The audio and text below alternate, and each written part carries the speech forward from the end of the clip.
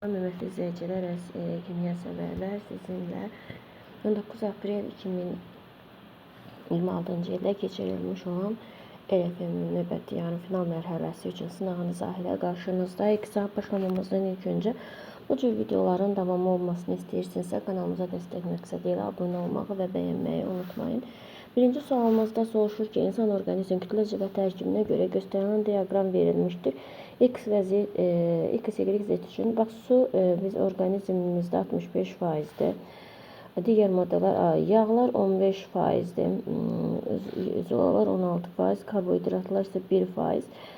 Bizdən isə çoxdan deməli ən böyük X olacaq. Ondan sonra Y, sonra da C variantına uyğun gəlir. Suda həll olma qabiliyyəti maksimum. Yadınıza saxlayın ki, qazların suda həll olunması temperaturla tərs mütənasibdir. Yəni təzyiq nəsə düzmür. Yəni qazlar daha çox həll olması üçün soyuq temperatur, daha aşağı temperatur və yüksək təzyiq lazımdır. Bu da maksimum olması temperatur azalmalı, təzyiq artırılmalıdır. Hansı maddənin adının qarşısına molekul atomları səhv görür? Karbondioksid. Karbondioksidin formulu CO2'dir. Bu da görürsünüz ki 3 dənədir. Düzgün. Aseton. Asetonun formulu burada da yazılıb. Buradan yazım da asetonun formulu C3H6 O'dur. Orada da gördüyünüz kimi 10'dur. Bu da düzgündür. Sonra kükürt trioksid. Kükürt trioksid deyəndə SO3 nəzərdə tutulur. Gördüyünüz kimi burada da 4 düzdür. Dihidrogen monoksid. Dihidrogen monoksid su deməkdir. Yəni H2O deməkdir. Burada 3'dür. Burada 2 yazılıb. Ona görə də yanlışdır. Kimyəvi element təsnifatına əsasən hansının yalnız qeyri-metallar verilmişdir. Qeyri-metallar verilən burada natrium, kalium, kalsium, dəmir. Bunlar hamısı metallıdır. Hidrogen, karbon, kükürt, flor. Bunlar hamısı isə qeyri-metallara aiddir. Sonra bir də verilmiş kağız xromatografiyası hansı fikir doğrudur? Ümumiyyətlə yadınıza saxlayın ki, xromatografiya maddələrin həll edici nə qədər yaxşı həll olursa, kağız üzərində bu qədər daha sürətli hərəkət və uzağa hərəkət edir. Diqqətlə baxsaq, burada görəcəyik ki, qırmızı rəng ən yuxarı, maddə ən yuxarıya qalxdığı üçün həll edici daha yaxşı həll olandır. Ona deməli nə deyəcək? Burada diqqətlə baxaq. Qırmızı rəngli maddə həll edici daha yaxşı həll olduğu üçün kağız üzərində daha sürətli hərəkət digərindən ayrılmışdır. Bu da C variantına uyğun gəlir. Molekulun sayını, atom sayı. Atom sayı n-dirsə, o deməkdir ki, yəni bunun 10 molekulu eyni bir olur. Burada baxaq 2 və yaxud da ki 3'dür. Burada ən eyni olması üçün götürək 2 molekul, 10 dənə 10 molekul 2 atomun sayı neçə eləyəcək? 20 eləyəcək. Sonra keçək 5 dənə. Deməli bu neçə atom olmalıdır? 4 atom olmalıdır. 5 dənə 4 atomlu bir maddə. Bax birincisi 2 atomludur, üçüncüsü 4 atomlu. Bax burada ammoniakı götürə bilərik 4 atomlu. 5'i 4'ə vursaq yenə 20 eləyəcək. Sonra burada 5 atomlu olan bir maddə, burada da C variantına uyğun gəlir. Metanda 5 atomda, atom 5'i də 4'ə vursaq 20 etmiş olacaqdır. Növbəti sualımıza baxaq. Deyək ki, bizdən X elementinin müəyyən bir izotopunda təşkil olunmuş XO2 O4 2 mənfi iyonda cəmi 50 elektron və 48 neytron olduğu məlumdur. X elementinin 2 izotopunda mövcud olduğunu, orta kütlə ədədinin də 32,8 olduğunu qəbul edərək A2 izotopunun 1 alt neytronun sayını və onun yayılma payını hesablayın. İlk öncə bunun elementin proton sayını, sonra da ona əsasən də neytron sayını tapaq. Proton sayını tapmaq üçün ilk öncə proton sayı, yəni X üstə gəlinsin. Oksigen neçədir? 8'dir. 8'i 4'ə vursaq 32. Burada yük mənfi olduğuna görə üstə gəlinsin 2 bərabərdir. Elektron sayı neçə? 50 deyir. 50'yə X da bərabərdir. 50'dən də 34'ünü çıxsaq 16'ya. Yəni bunun proton sayı 16'ya bərabərdir. Protonu 16. İndi bizə nə lazımdır? Bizə neytron lazımdır. 48'dir. 48 olan biz neytron hesablayanda yük nəzərə almırıq. Bir kız üstə gəlinsin. 16'dan 8 çıxan 8. Neytronu da 8'dir. 8'i 4'e vursaq 32 bərabərdir 48'e. Buradan da x bərabərdir 16'ya. Deməli bunun neytronlu sayıdır 16'da. Kütlə ədədi nəyə bərabər? A bərabərdir proton üstə gəlsin neytronu. Yəni 32'ye bərabərdir kütlə ədədi. Deməli burada A'mız neçədir? 32'dir. A plus 2 o neçə olacaq? 34 olacaq. Biz tutalım ki A'nın götürsək yayılma faizini 34'ün yayılma faizi müəyyən bir A ədədi hesab eləsək, onda 1 eləyərik. Buradan yazaq. A ədədi hesab etsək, onda 32 vurulsun 100'dən çıxacaq həmin o 100'dən çıxacaq həmin o A ədədini üzərinə gəlir. Üstünə gələcək 34'ü vuracaq A'ya. Böləcəyik eşitdə 100'ə. Cəmi bərabər olmalıdır. Bizə nə deyir? 32,8'ə. 32,8'ə bərabər olmuş olacaq. Və buradan vurup açsaq 32,8'i 100'ə vursaq 300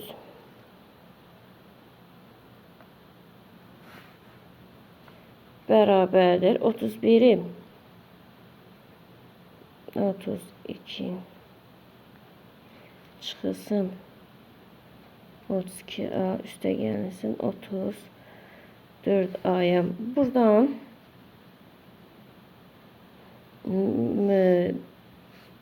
34A'ya buradan da 32A bu 80 bərabərdir 2A'ya. A da bərabərdir 40'a. Deməli, burada neçə faiz təşkil eləyir? Bu 40% təşkil eləyir. Kütlə ədədini tapmaq üçün deyirik ki, kütlə ədədi. Biz bilirik ki, kütlə ədədi protonun A plus 2'dir. A plus 2 bərabər, burada yuxarıdan yazım. A plus 2 bərabərdir nəyə? 34'ə. Buradan proton sayı, izotoplarda proton sayı 16'dır. Onda neytron sayı 34'dən çıxacaq 16'sını, bu da qalacaq 18'i. Deməli, neytron sayı 18'dir, kütlə payı isə 40'dır. Bu da A variantına uyğun gəlmiş olacaqdır. Növbəti sualımızın izahına baxırıq. Deyir ki, doğru olanları müəyyən edin. Burada diqqətlə qeyri-metallar bərk halda plastik olduqları üçün müxtəlif formal məlumat hazırlanmaq olar. Elə yanlış buradadır, çünki qeyri-metallarda plastiklik yox, kövrəkdirlər. Səhvdir. Sonra B variantına deyir, velosipedin gövdəsini qrafitdən hazırlamaq daha əlverişlidir, çünki həm yüngüldür, həm də polad kimi yüksək bərkliyə malikdir. Elə bu da yanlışdır, çünki velosipedin gövdəsi qrafitdən deyil, polad və alüminium əlintisindən hazırlanır adətən. Sonra qrafit qeyri-metal olmasına baxmayaraq metal kimi elektrik cərəyanı keçirmək qabiliyyətinə malikdir. Bəli, bu düzgündür. Qrafit qeyri-metal olmasına baxmayaraq zərbəli elektronlar sayəsində vardır ki, və bunun sayəsində o elektrik cərəyanını keçirmək qabiliyyətinə malikdir. Sonra deyir ki, oksigen və ozon molekullarının tərkib atom sayı fərqli olsa da onların rəngi, qoxusu, digər fiziki xassələri tamamilə eynidir. Xeyr, bunu demək olmaz. Onların rəngi, qoxusu, sıxlığı fərqli olur. Sonra keçirik növbəti sualımıza. Növbəti sualda deyir ki, qrafikdə maddənin tərkibindəki atom sayının molekul sayının asılılığı verilmişdir. A, B, C maddələrin molekul atom sayının azalma ardıcıllığı ilə düzün.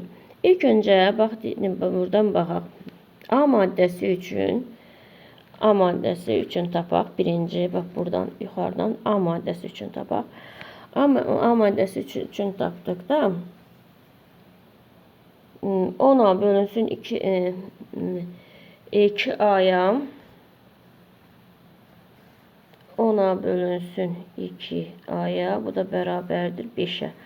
A üçün tapdıq mı 5'ə. B maddəsi üçün tapaq.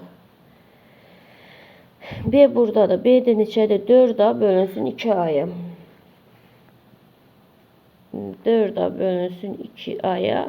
A'lar getdi. 4'ü 2'yə bölsək 2. B maddəsi üçün 2 şey tapaq. C üçün tapaq. C hardadır? C. C buradadır. 10.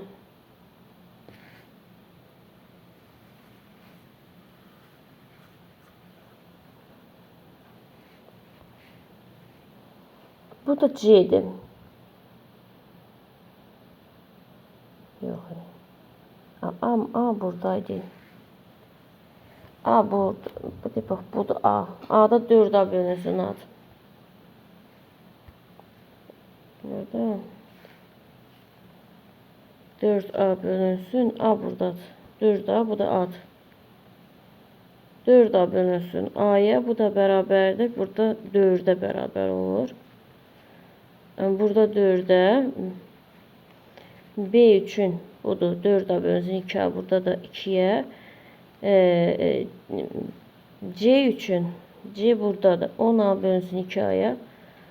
10A bölünsün 2A'ya. Bu da eləyir 5. Bizdən nəyi soruşur? Molekul atom sayının azalma ardıcıllığı. C olacaq. A olacaq. Sonra isə B olacaq. Bu da D variantına uyğun gəlmiş olur.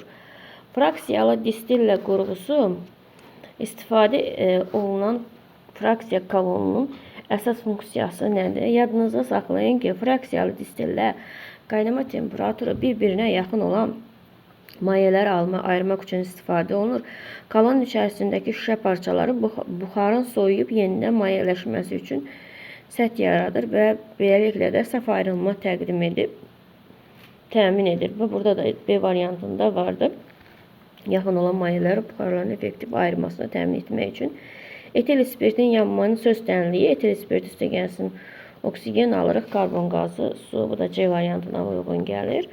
Növbəti sualımızı deyir. Metanın yanma reaksiyasının molekul modeli aşağıda verilmişdir. Elə burada metanın yanma reaksiyasının molekul tənliyini yazır. Burada biz bunun əmsalını da düzəltsək, bunun qarşısına 2 qoysaq, oksigenin də qarşısına 2 qoyanda olur. İndi bizdən nəyi soruşur? Bizdən deyir ki, reaksiya daxil maddə molekul sayını. Buradan bax, diqqətlə 2 molekul su ayrılanda 1 molekul karbon qazı, 1 molekul metan sərf olunur, 2 molekuldur. Deməli, suyun molekul sayı ilə oksigen molekul sayı eyni olmalıdır. 34 də buradadır, bunun da molekul sayı 34 olmalıdır.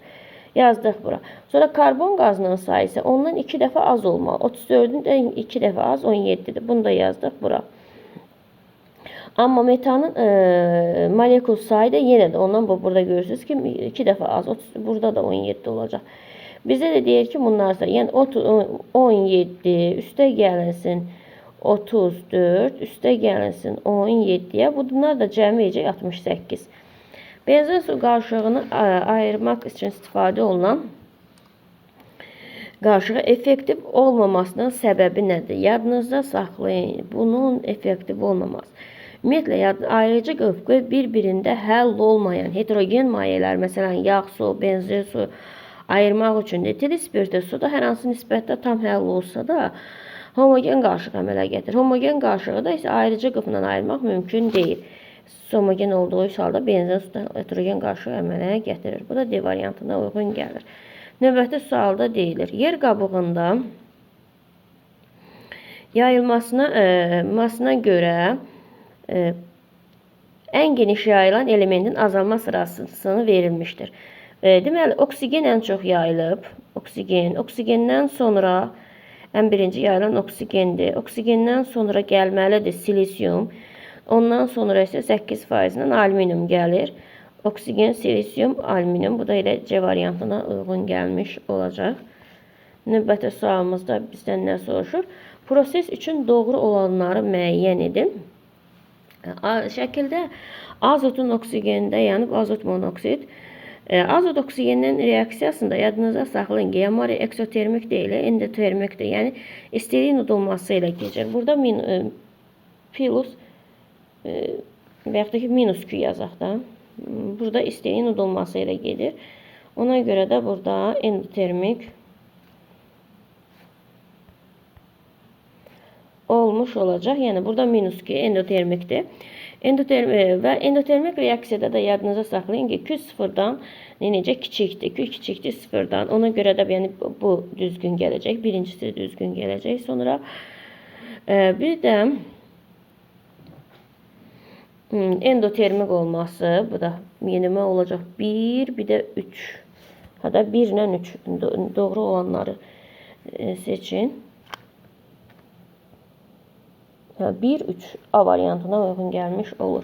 Elementin latin dilində adların simvolun müəyyən edilməsi zamanı eyni hərflə başlayan bir-birinə fərqləndirmək üçün əsasən hansı qayda tətbiq olunur? Bir də yadınızda saxlayın ki, kimyəvi elementlərin simvolu Berzelius tərəfindən təşkil edilmişdir. Qaydaya görə elementin latinca adının birinci hərfi böyük yazılır. Əgər bir neçə elementdən eyni hərflə, məsələn, karbondur, kalsiumdur, kuprumdur. Birinci hərfin yanında növbəti hərflərdən biri adətən ikinci hərfdə yazılır. Bu da baş hərflər adının digər hərflərindən biri də kiçik şəkildə yazılır. Bu da D variantına. Sonra aşağıdakı mülahizələrdən hansı atomlar və ionlar üçün hər zaman doğrudur? Hər zaman doğrudur. Bir hissəcik neytron sayı dəyişərsə, onun elektrik yükü mütləq dəyişməlidir. Bunu deyənlər neytron sayı dəyişərsə, səhvdir. Çünki məsələn, protonlar var ki, protonun sayı dəyişdikdə, izotoplarda onda neytron sayı dəyişəndə, izotoplarda artıq neytron sayı dəyişir, amma elektron sayı dəyişmir. Hissəcik mənfi yüklüdürsə, onda proton kiçik diqqətli şərtdə ödənilir. Yəni mənfi yüklüdürsə, bu anion deməkdir, yadınıza saxlayın. Anion da o deməkdir ki, kənardan elektron alıb. Kənardan elektron alıbsa, oradakı proton sayından onun sayı çox olacaq. Ona görə də proton sayı elektron sayından kiçikdir. Fərqini ödəyir. Elə B variantını doğrudur. C variantına bax, izotop atomlar həm proton sayı, həm də elektron sayı həmişə fərqli olur. Xeyr, izotopda proton sayı eyni olur, neytron sayı fərqli olur. Bütün neytral atom kütlə ədədləri həmişə nüvənin yükünün 2 dəfə böyük olmalıdır. Bu da böyük yanlışdır. Çünki məsələn, hidrogenin nüvəsinin yükü 1-dir, neytronu yoxdur, elə kütləsi də 1-dir. Ona görə də yanlışdır. Sonra laboratoriyada şagird rəngsiz bir mayəni qızdırır və bu mayənin qaz qabarcıqlarını ayırdığını görür. Şagird dərhal bunu kimyəvi reaksiya olduğunu iddia edir. Fiziki və kimyəvi hadisənin fərqinə əsasən bu iddianın səhv ola biləcəyini necə müəyyən etmək olar? Ümumiyyətlə yadınızda saxlayın ki, qaz ayrılması müşahidə olunan fiziki, kimyəvi olduğu müəyyən etmək üçün qazın ayrılması həm kimyəvi reaksiya, məsələn, turşu ilə metalların reaksiyasında hidrogen qazı ayrılır. Bu kimyəvi reaksiyadır. Həm də fiziki prosesi olur. Məsələn, suyu qoyuruq üzərinə qaynayır. Buxar yaranırmı? Buxarda su molekullardır. Burada fiziki prosesdir. Əgər maddənin tərkibi dəyişmirsə, sadəcə aqreqat halı dəyişirsə, bu fiziki hadisədir. Burada da D variantına baxarsınız. D variantında əgər bu suyun buxarlanması, yəni fiziki bir prosesdə ayrılan qaz maddənin yalnız aqreqat halı dəyişməsidir. Kimyəvi tərkibi dəyişməz qalır. Süxurlara aid verilənlərdən hansı doğrudur? Diqqətlə fikir versəz, ümumiyyətlə əhəng daşı yadınıza saxlayın ki, çökmə süxurdur. Lakin bu süxur yerin dərinlikdə yüksək temperatur və təzyiq altına düşərək mərmərə. Bu proses metamorfizm adlanır. Mərmər də metamorfik süxurdur. Ona görə də B variantı əhəng daşı çökmə süxur mərmər olan temperatur və təzyiq sıxılmasından yaranan metamorfik süxurdur. Sonra deyir ki, X maddəsi 70 cc-də 400 qram hazırlanmış doymuş məhlulum 30 cc-yə qədər soyutduqda 120 qram M maddəsi su çökəcək və bunu M-i hesablayın. İndi bax, burada diqqətlə baxsaq, deməli, %0,6-dırsa, burada da 400 ml-dən söz geçir. 400 ml-dən getdiyinə görə Bunu da 4 dəfə çox deməkdir. Buna ona görə də 30 Cl-də 0,6-nı 4-ə vursaq, verəcək 2,4. Bu 4-ə vursaq, bu deyəcək 4m və bunlar bir-birinə nə qədər fərq neçəni verdi? Onda 4m çıxılsın 2,4 4m-ə bərabər olacaq neçəyə? 1,6-ya. Buradan da deyək ki 120 qram çöktü. Deməli bu 1,6 m bərabərdir 120-yə. Buradan da m də bərabər olacaq 120 bölünsün 1,6-ya. Bu da 75 edəcək. Sonra deməli sadə distilla qurğusunda 450 ml suda sulu məhlulda qızdırılır. Prosesin sonunda qəbul edici stəkana 350 ml saf su toplanır. Əgər suyun sıxlığı 1 qram millilitrsə, distilla kolbasında qalan duzun kütləsini hesablayın. Yadından məhlulun həcmi 450-dir və deməli sıxlığı da 1,1-dir. Buna əsasən məhlulun kütləsini tapırıq. M məhlulun kütləsi buradan yuxarıdan buradan yazımda ya da buradan M məhlulumuzun kütləsi bərabərdir. Rho vurulsun V düsturundan. Rho'muz neçədir? 1,1'i vuracağım neçə? 450. Bu da eləyəcək 495. Tapdıq mı burada? Bunun kütləsi, məhlulumuzun kütləsi 495. Suyumuzun kütləsi 350 ml-dir və həcmi. Sıxlığı da suyumuz üçün də M bərabərdir. Rho V düsturunu yerinə yazsaq 350-ni də 1-ə vursaq elə 350 eləyəcək. Suyumuz da 350. Və bunlar nə qədər 350. Biz əgər buradan kütləsini bunu biz buxarlandırsaq, su buxarlanacaq da 5 maddə duz buxarlanmayacaq. Duz qabın içərisində qalacaq. Onda 495-dən 350-sini çıxsaq 145-i qalacaq. Deməli nə qədər su çökəcək? 145 qram. Növbəti sualımızda deyir. Qarışığın tərkibi pH3 və CH4. Qarışığın ümumi molekullarının sayı 7-dir və qarışıqda olan zərrəciklərin protonun sayı A plus 18-dir. Neytronun sayı isə A'dır. İndi bizdən atomdakı izotoplarda burada verilib, diqqətlə baxsaq və bizdən hər molekulda proton və neytron sayını tapaq. Məsələn, pH üçün proton, neytron sayını tapaq. Birinci, buradan pH üçün tapacağım. pH üçün proton sayını tapanda biz bilirik ki 15 bundadır. Bir də 3 dənə də hidrogen cəmi neçə? 18. Proton sayı 18 eləyir. İndi neytron sayını tapaq. pH üçün neytron sayını. Buradan da bir bərabər qoyaq. 15-dən 3-ün 16. Üstə gəlməsi hidrogenin heç nəyi yoxdur deyə elə 0 olur. Bu da eləyir elə 16. Yəni neytron sayı da 16-dır. Proton sayı 18-dir. İndi metan üçün hesablayaq eyni şeyi. CH4 metan üçün. Bunun proton sayı 12-dən 6 üstünə gəlirik. Hidrogenik də 1-dir. 4-ə vursa da 10. Neytron sayı isə, yəni neytron sayı isə ancaq karbona hesablanır. Yəni 6. Biz götürək pH3 molekullarının sayını oradan götürək X. Tutalım ki CH4 molekullarının sayını da götürək Y. Y götürək və burada əsasən burada da deyək ki qarışıqda molekulların ümumi sayı 7-yə bərabərdir. Yəni X üstə gələnsin Y-in cəmi 7 olmalıdır. İndi bizdən də birincisi üçün proton sayı üçün bunun neçədir? 18-dir. Burada da proton sayı neçədir? 10-dur. Deməli 18 X üstə gələnsin 10 Y-ə, çünki metan Y-dir, bərabər proton sayı üçün. Bu proton sayı nədir? A plus 18. buradan da keçsə bu üzə. Sonra neytron sayı üçün də tapaq. Neytron sayı üçün. Bunda neytron sayı neçə idi? 16'dır. Bunda da 6'dır. Deməli 10. Bu proton sayı üçündür. Neytron sayı üçün də yazsaq. 16x üstə gələnsin.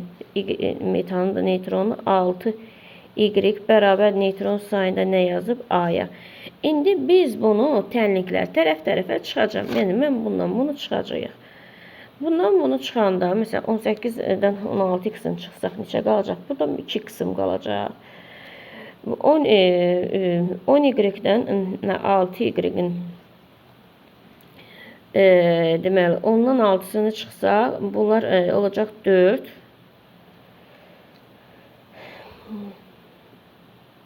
Nədə? Ondan da 6-sını çıxsaq, bu da çıxırlıq deyə müsbət üstə gəlsin 4y. Burada bu deyir ki, qarşılıqda olan tərkibi pH3CH4 və qarşılığın molekulun sayı 7'dir, proton sayı A+18'dir, neytron sayı da A-dır. Qarşılıqda olan ümumi hidrogen atomlarının sayını hesablayın. Ümumiyyətlə qarşılığındakı birinci neyəcək? Qarşılıqdakı olan ilk öncə maddələri, məsələn pH3'ü biz pH3 bunu x kimi qəbul etsək, burada olan proton sayı bərabərdir. Deməli 15 üstünə də gələcək 3 eləyəcək 18. Neytron sayı isə bərabərdir. Neytron sayı 16 da hidrogende də yoxdur, elə 16'ya bərabərdir. Y-i də götürək metan üçün, CH4 üçün. CH4 üçün proton sayı 6 dənə, buradan görürsünüz ki, burada 6 dənə karbondur. 4 də hidrogen eləyəcək 10. Neytron sayı isə elə karbonla hesabı 6'dır. Bizə nə deyir ki, bunların cəmi, yəni x üstə gəlməsin, y-in cəmi 7 eləyəcək. Və biz qarşığı təşkil edən x-in cəmi. Burada bunlar üçün, məsələn, tutalım ki, proton üçün yazaq, sonra da elektron üçün.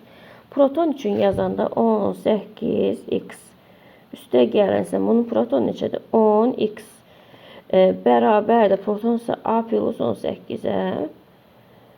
Sonra burada neytron üçün yazsaq, deməli 16x üstə gələnsin 6x yox, bu y-dir.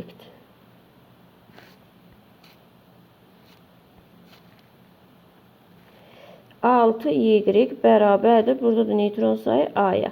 Bunu tərəf-tərəfə çıxaq. Tərəf-tərəfə çıxsaq, burada nə qalacaq? 2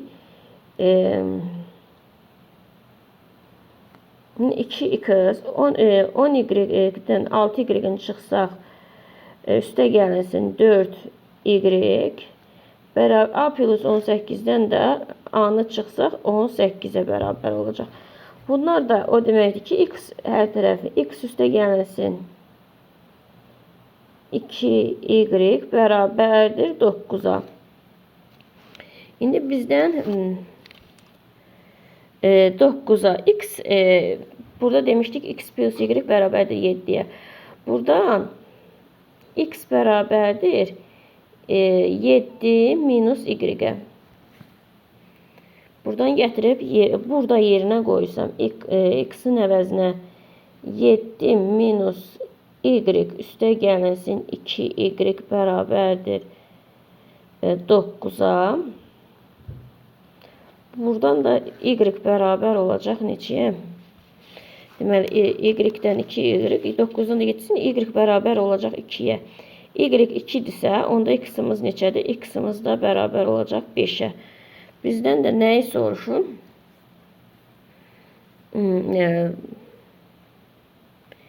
Y 2'dirsə, 2 nə olacaq? CH4. Deməli 2 molekul CH4 üstə gələnsin 5 molekul pH3. Burada hidrogenlərin sayını deyəndə 2'ni 4'ə vursaq neçə? 8.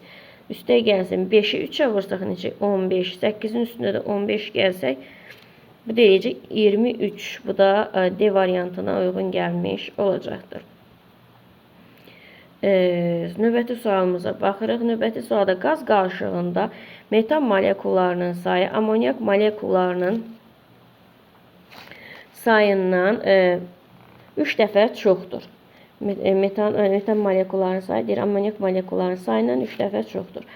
Və qarışıq həmçinin müəyyən miqdar dəm qazı da əlavə edilir. Sonra qarışıqda ümumi karbon atomlarının sayı, ümumi azot atomlarının sayından 5 dəfə çox olur. Bu qarışıqda ümumi hidrogen atomlarının sayını, oksigen atomlarının sayına olan nisbətini hesablayın. İndi bax, burada bir şeyi yadınıza saxlayın. Deməli, nə deyir? Bizdə çox, yəni, amonyak NH3 bərabərdir 1 olsun, metan CH4 də bərabərdir 3 olsun. Və burada da dəm qazını da əlavə edirik. Z-molda nə edirik? Dəm qazı əlavə edirik. Dəm qazı əlavə edirik. Burada karbon və azotun şərtlərini təqdim etsək,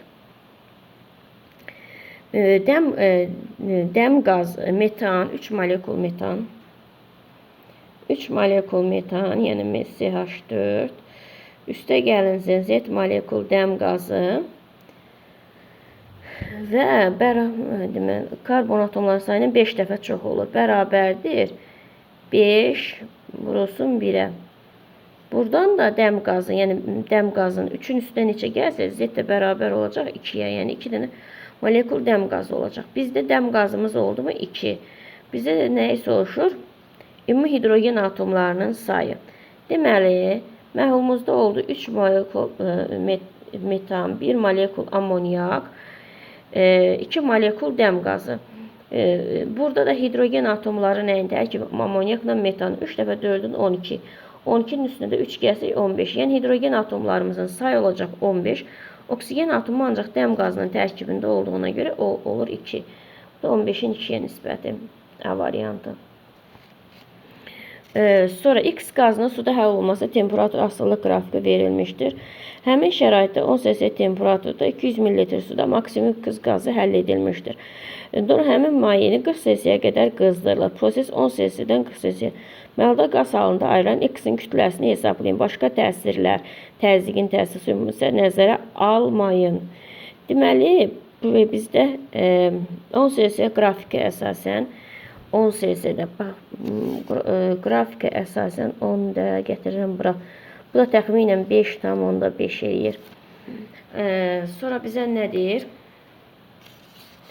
40 cc-də. 40 cc-yə də baxsaq, gətirirəm 40 cc. 40 cc-də də olur 3 millilitr. 3 millilitr. Burada da 200 dediyinə görə bunların hamısını 2 dəfə artırıram. Burada olur 11, burada da olur 6. 200 millilitr dediyinə görə. Sonra deyir ki, soyutduqda nə qədər maddə çökər? Bunlar arasındakı fərq neçədirsə həmin qədər. 11-dən 6-sını çıxsaq neçə eləyəcək? 5. Deməli 5 qram maddə çökmüş olacaqdır. Sonra növbəti sualımızda bizə nə soruşur? Ozonator cihazında ümumi molekullarının sayı X olan oksigen qazı daxil edilmişdir. Reaksiya başa çatandan sonra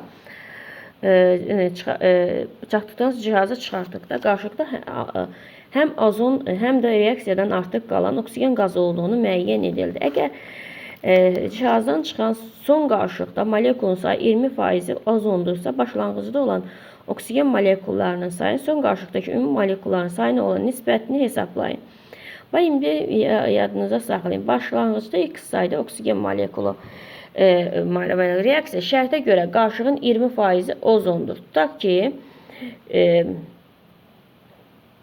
3K qədər reaksiyaya girdi və reaksiya nəticəsində, məsələn, tutalım bunun ozona baxırsınız da, ozonu 3K reaksiyaya girdisə, çünki ozon oksigen O2'dir, bilirsiniz də, oksigen O2'dir, ozon isə O3'dür. Deməli, 3K reaksiyaya girdisə, bu zaman orada nə qədər alınmalıdır? 2K qədər ozon alınmalıdır.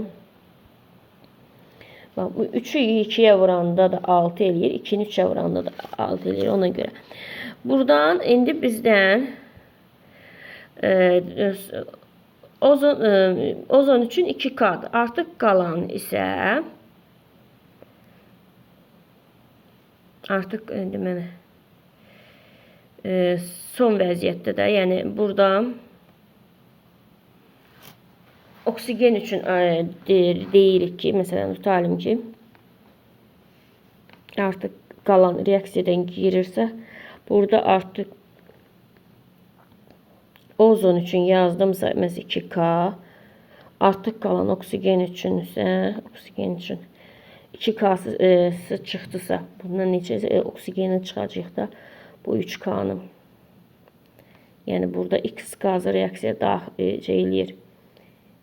Oksigen molekullarının sayı, X sayda oksigen molekullarının sayından çıxacağım ozonun sayını, yox, çıxacağım oksigen molekulunun sayının ki 3K'nı bu verəcək artıq qalan miqdarı. İndi ümumi hesablasaq, artıq qalan oksigen üstə gələnsin ümumi. Ümumi olaraq nə qalacaq? Burada artıq qalan oksigen bir də ozon olacaq. Artıq qalan oksigen X çıxılsın 3K'dır.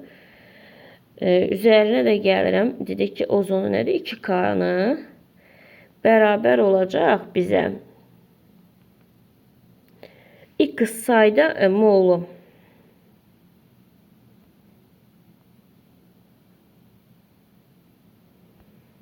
X sayda, bax bu X sayda molu vermiş olacaqdır. Bizdən də deyir ki 20%'dir. 20% o deməkdir ki, yəni bunun çevrilən bu 2K var. Ümumi sayın 20%'ni təşkil edir. Nə qədər maddənin burada qazın qarşılığı nə qədər olduğunu tapmaq üçün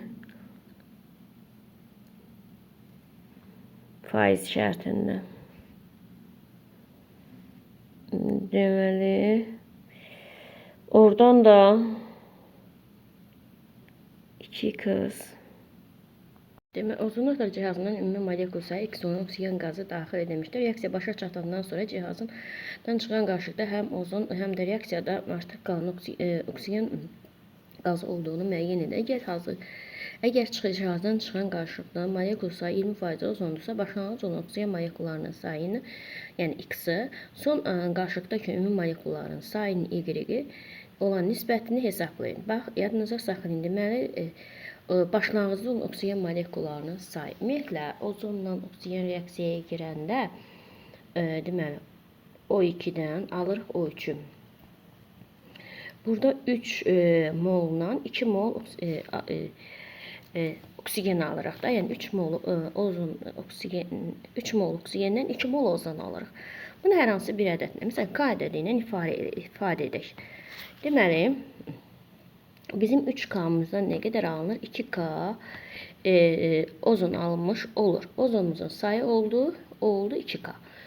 Yəni, sonra bizdən reaksiyanın şərtinə görə 20%'ə qədər oksigen çevrilib. Ona görə də oksigeni ozona çevrilir. Ona şərtində artıq qalan oksigenin miqdarı isə bunun nə qədər, yəni X miqdar ümumiyyətlə reaksiya başlanğıcı girəndə, bax bu X buradan da bu X miqdar reaksiyaya girib və bundan 3K'sı nəyə çevrilir? Ozona çevrilibdir.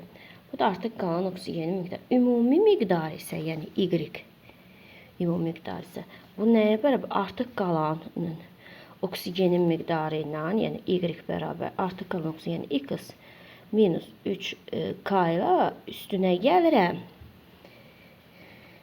Bu nə qədər çevirmişdi? 2K'sı çevirmişdi. Üstünə gələm 2K'ya. Buradan da Y bərabərdir.